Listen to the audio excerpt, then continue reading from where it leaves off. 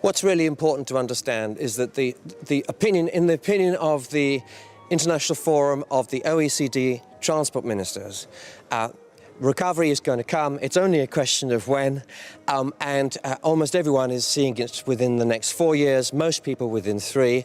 What's important to understand is that in the transport industry, it takes 10 years to build a new port. It takes 25 years sometimes to build, well, maybe 12 years to build a high-speed rail link. It takes 25 years before you order a plane to when you're finished with it.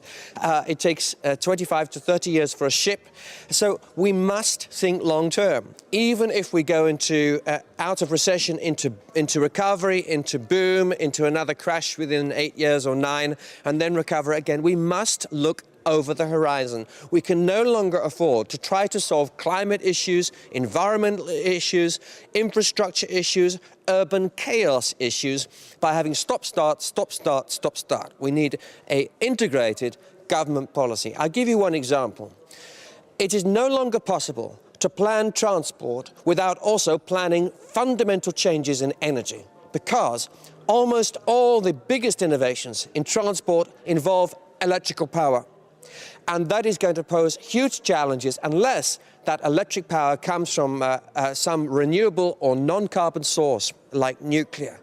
So that's why we're going to need to see much more joined-up conversations between transport, electricity companies, and many other ministries in future to try and create an integrated view. And we also need European-wide planning. There is chaos at the moment. There are, I think, something like 17 different plug designs for electric cars. This is crazy.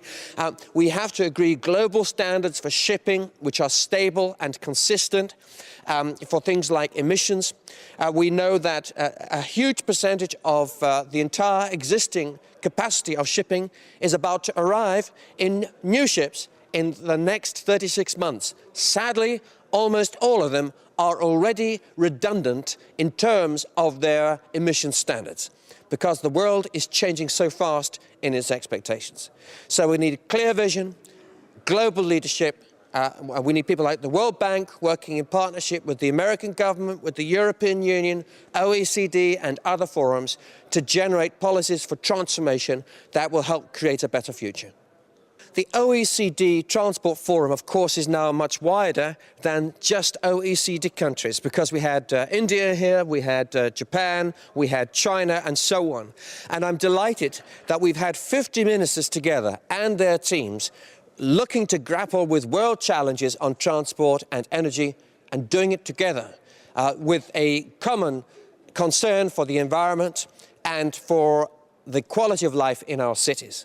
And so I think this forum is of fundamental importance because it is quite unique. There is no other occasion in the year when this kind of group can get together.